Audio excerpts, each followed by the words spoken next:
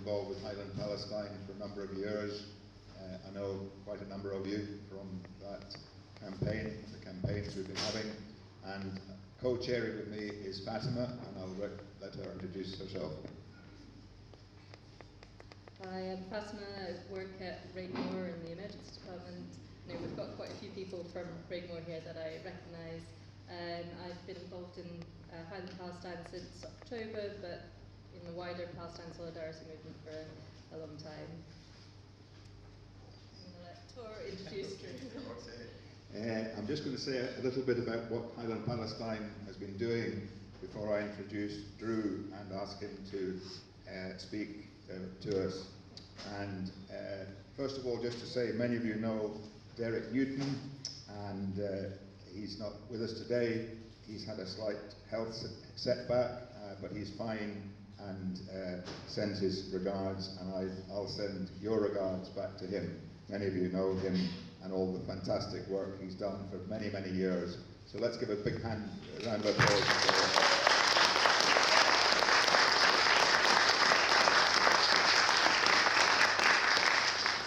Amongst other things, he spent at least 5 years trying to convince Highland Council to disinvest from General Dynamics, which he succeeded, and the group succeeded in doing in 2021. And General Dynamics manufacture the bombs which are dropping on Gaza as we speak. So that was an incredible achievement, and it was his attention to the detail and working for those years that achieved that. Just to say a little bit about today and what Highland Palestine has been doing. We deliberately chose the word solidarity for today's gathering, as those of us here today are amongst millions around the world who have stood in solidarity with Palestinians for many years, not least in the Highlands since at least the 1980s. We often chanted, "We are thousands, we are millions, we are all Palestinians," and that chant joins us to solidarity groups around the world. The Highland Palestine group has been meeting weekly outside the townhouse since the 7th of October. Amazing attendances, several hundred on some days, and we're delighted to have Drew here today, who has spoken at one of those rallies previously. I'll tell you a little bit more about him in a second. It's not always easy to keep up with the terrible daily news from Gaza, but it appears it has taken the illegal killing of 9 aid workers, including one US citizen, to get minor changes of policy direction from the US and UK governments, which is shameful. Meanwhile, the killing of innocent Palestinians, mostly women and children, continues, and this week revelations about the kill rate applied by the Israeli Defense Force. In other words, how many civilians can be killed for every combatant killed, and an Israeli government spokesperson stating that the Israeli kill rate was lower in Gaza than in other conflicts, bringing human life down to statistics.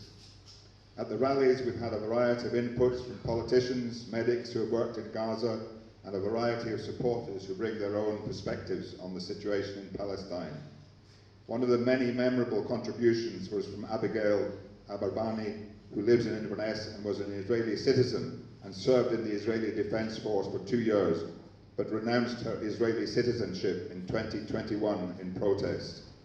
Her description of what Israelis see in their media and how they portray Gaza and Palestinians as not being human beings who are monsters who annihilate the Jews left a lasting impression on me and everyone who heard her testimony.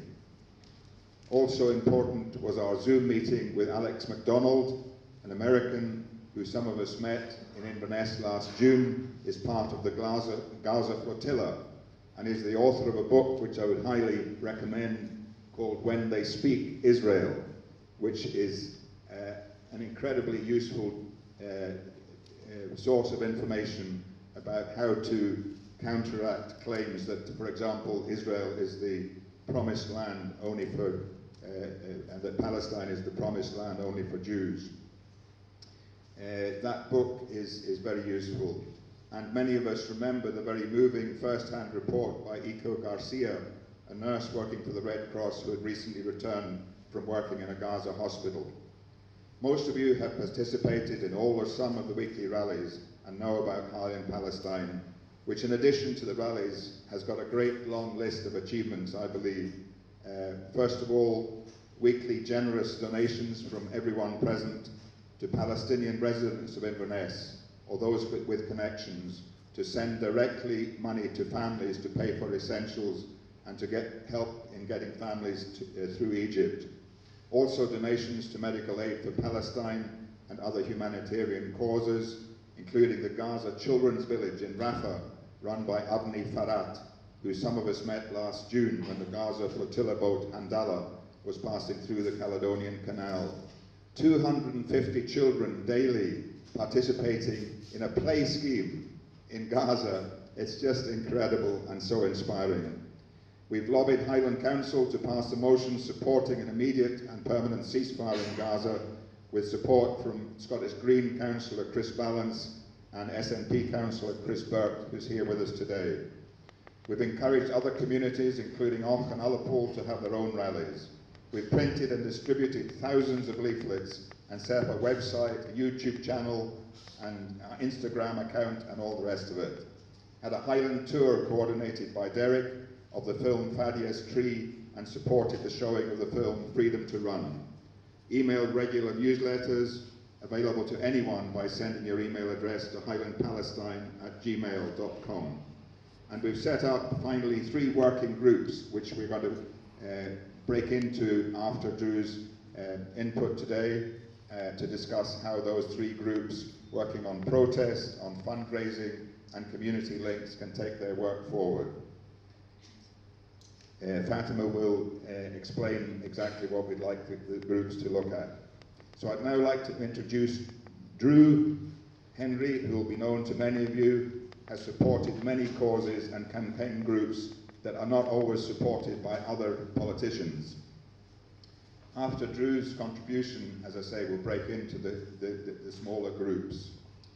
So welcome, Drew, and we look forward to your contribution, which I'm sure will inspire us to engage in whatever way we can to end this war, which has killed 342 doctors, 14,000 children, 33,000 people in total, destroyed 33 out of 36 hospitals, and destroyed 13 universities in Palestine, 5 of them in Gaza. I don't think there's any starker statistics than that, and I'm sure Drew will tell us the efforts he's been making and the efforts around the world to end this madness. Thank you.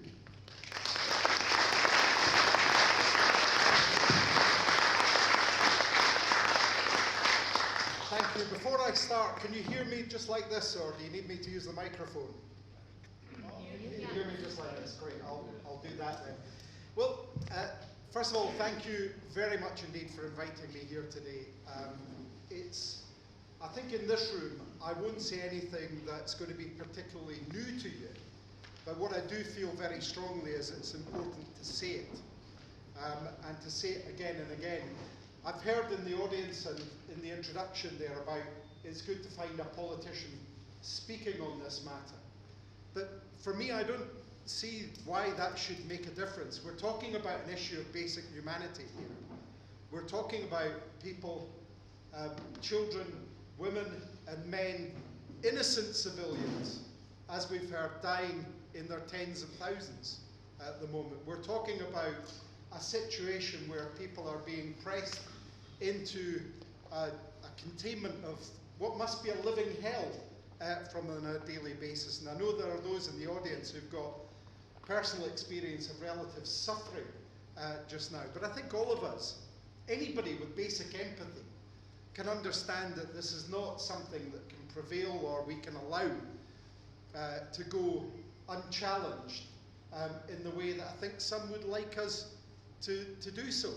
So it is important to speak out. And it's poignant, I think, this week that we've seen the World Central Kitchen incident and how that has focused attention, unlike the tens of thousands who've been dying, but on the aid workers, people who are bravely putting themselves into a hostile environment that others are living in on a day-to-day basis to try and help others because of their humanity. And of course that's grabbed the headlines because it's not Palestinians that are being killed, but Western Europeans that are being killed, Americans that are being killed in that action.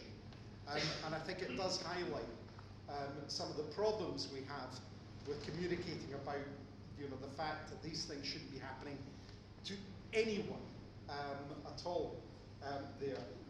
And the fact that the UK and the US and others, but predominantly I'll speak about the UK government, the fact that the UK government continues to allow arms sales to Israel while this is happening, while there are attacks on these civilians, while there are attacks on aid workers, is something that is just flatly wrong and should be stopped. My colleagues and I have been calling for arms exports to be stopped immediately.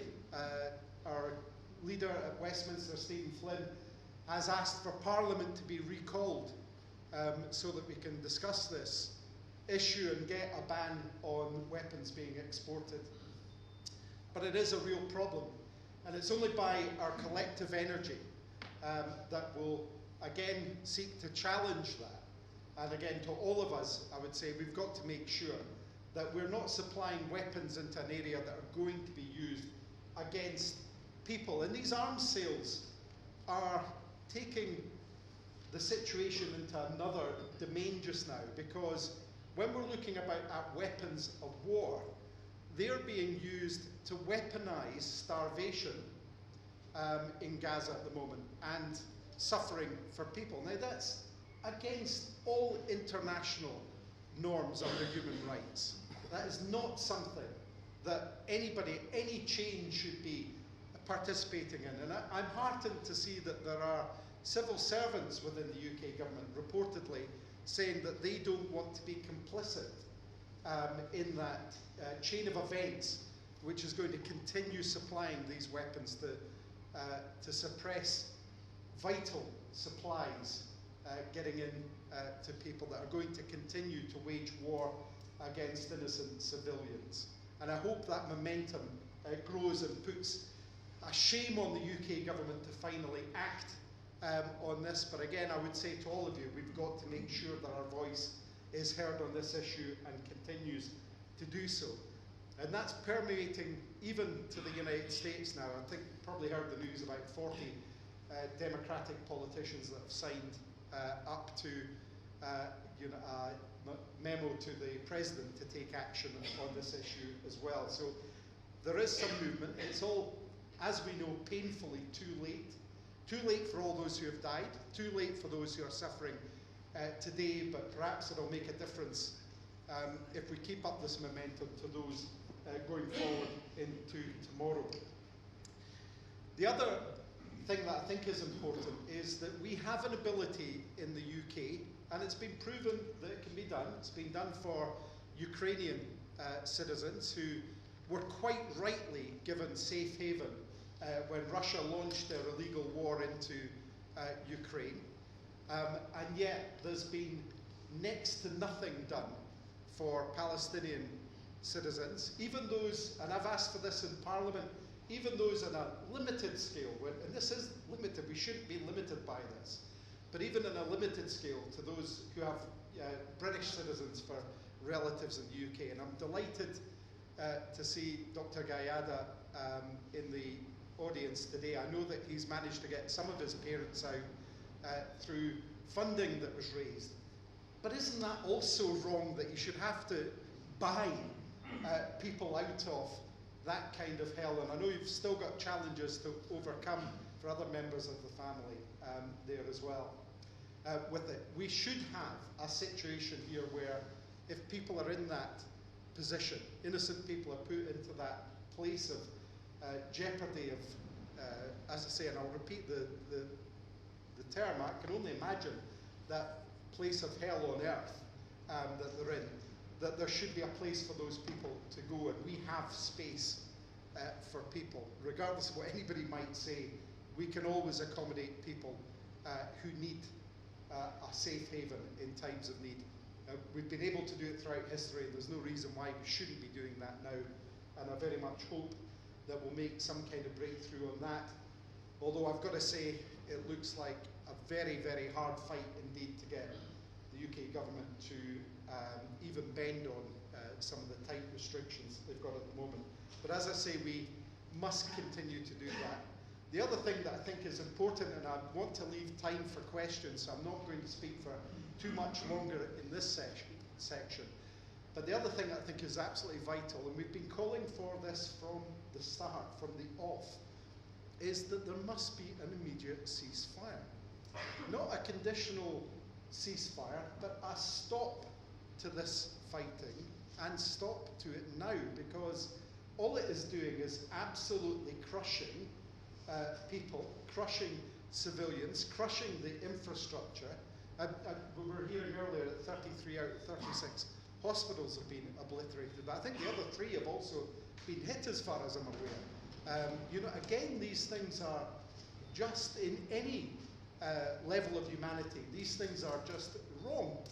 We didn't get to the 21st century and have these rules in place just to see them swept away, because when you allow that to happen, when you don't call out the fact that people are misusing, that the IDF are taking these incredibly wrong, illegal turns and committing crimes by doing that, if you allow that to go unchallenged, if we don't say to them that that is not on, then where does it stop? What does it allow Putin to go and do? What does it allow others to go and do?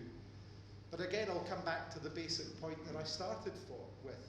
At the moment in Gaza, people are suffering now, and suffering greatly in reality.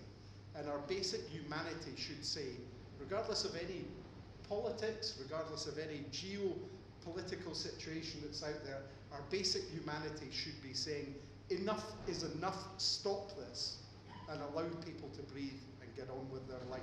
So thank you for what you're doing. Please continue to do that.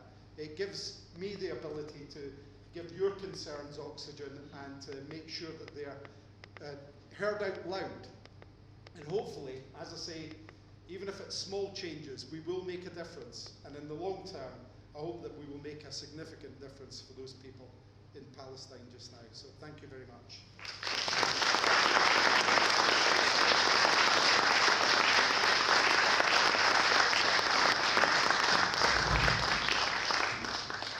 Thank you so much, Drew, for those really, really powerful words. And it's so heartening to see you here, to see all of you here who have come to speak out. More of us should, but having you all here gives us each other, hope as well, and hope to the Palestinian people. But everywhere, all the corners of the earth, there are people standing up for Palestinian rights. So thank you so much. I'd like to open up to question and answers now. I think we did have one pre-submitted question which you touched upon about resettlement schemes, but maybe you could expand on that a little bit. Any other questions, please raise your hand and we'll invite you to come forward for the mic.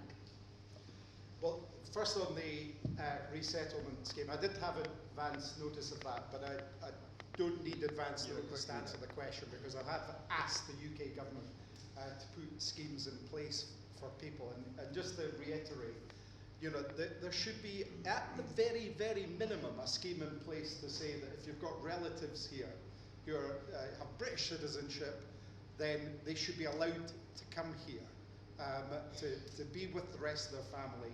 And I think that's the absolute minimum that the UK government should be doing. But let's not forget, and by the way, this is not to say that that it was wrong for the Ukrainian people. The complete opposite. We did the right thing by allowing safe haven for people in Ukraine fleeing those conditions of war and terror that they had in their place. And we should be doing the right thing for people in Gaza just now to find safe haven as well. So it's not that it should stop there at relatives of people with British citizenship. We should be allowing safe haven for people, as should other nations. But you can only do these things, you can only get people to participate internationally if you show them the example. And if want of a better expression, if you shame them by example and show that you have the humanity, then other nations feel under pressure to do the same. When everybody closes their doors, when everybody says you can't come in here, then it allows others to say, well, they're not doing it, and they're not doing it, so why should we? Well, the reason that we should do it is because of the fact that we should have respect for people, we should be good international players, and we should be people that are setting the example. People often tell me, and you know my politics, I have a very different view about the UK in terms of how it should go forward. I think Scotland should be an independent country. But if you take the values that we're all told about the UK, it's supposed to be a world leader. It's supposed to be somewhere that sets the example for international communities. And at the moment, it's failing to live up to that.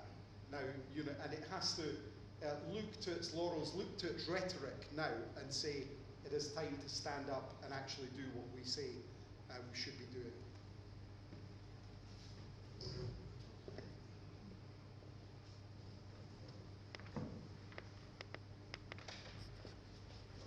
Just got the one mic, so if anybody would like to ask a question, I can take it. Quite shortly. You might need to just come up to here and use the mic.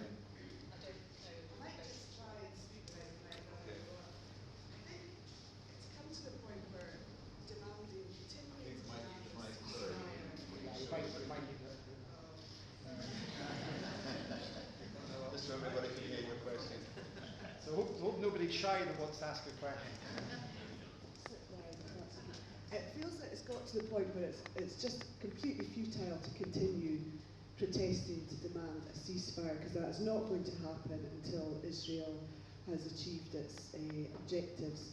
There's too much support from the Jewish Israelis for the military action, and I feel that we are just wasting our time continuing to call for a ceasefire.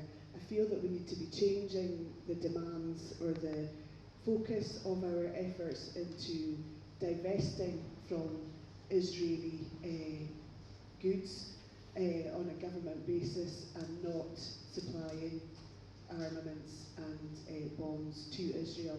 I did hear that if we stopped supplying arms, it would make very, very little difference because they get so much from America. It would be tokenistic or a token. But if we stopped buying arms from Israel, that would have a bigger impact. And I believe that that's where we need to be focusing on now.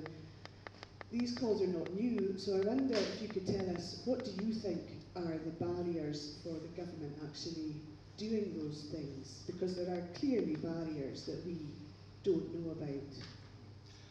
Okay, well, let me tackle the first thing you said head on, because I think there's a really important message which you've all been providing, and which is about the ceasefire, about the need for a ceasefire. And I think we've all been consistent about the fact that that should be in place. And I don't think it's pointless for us to continue to do that. I think it's really important that we continue to talk about it until there is a ceasefire, that we continue to demand a ceasefire. And the cracks in the defiance of putting a ceasefire in place are starting to show. I mentioned those American politicians that have signed up. There is a great deal of pressure across the United States, which, to be honest, 2 or 3 years ago, you couldn't imagine that kind of fissure in American politics over Gaza, or over Palestine. You couldn't imagine that happening. And that's only come about because of the strength of feeling of people, not only here, but around the world, and the collective message that's coming from people to say, it's not good enough and this has got to be, a ceasefire has got to be put in place. All opinion polls show that a majority of people believe, across the UK and elsewhere, believe there should be an immediate ceasefire. And politicians do look at those things. They do, take those things into account. They might stand in the face, and I'll come back to answer the second part of your question. They might stand in the face of logic for quite a long period of time before they break down on it. But they do notice these things happen. And indeed, when you've got a cause which is just, it's about humanity, it's about just being common decency, just having common decency, then it's really important to continue that struggle, because otherwise you give what people would like you to shut up the win that they've got, which is you shut up and say it's pointless to carry on with this. And we mustn't allow that to happen. We can never allow that to happen, because at that point you just give free rein to everyone. But to come back to your point about the politics of it and about the arms issue, why do the UK government and others continue to defend this situation? I can only imagine it's to do with, and I've got great difficulty getting inside their heads, so I'm only going to give you my guess with this. I can only imagine it's got to do with some either perceived loyalty or some fiscal reason, some economic reason that I can't see the big point off, because I just can't get inside the heads of those people who are saying you have to ignore this, we have to carry on as we are. I just can't do that, so I can't give you a good answer on it.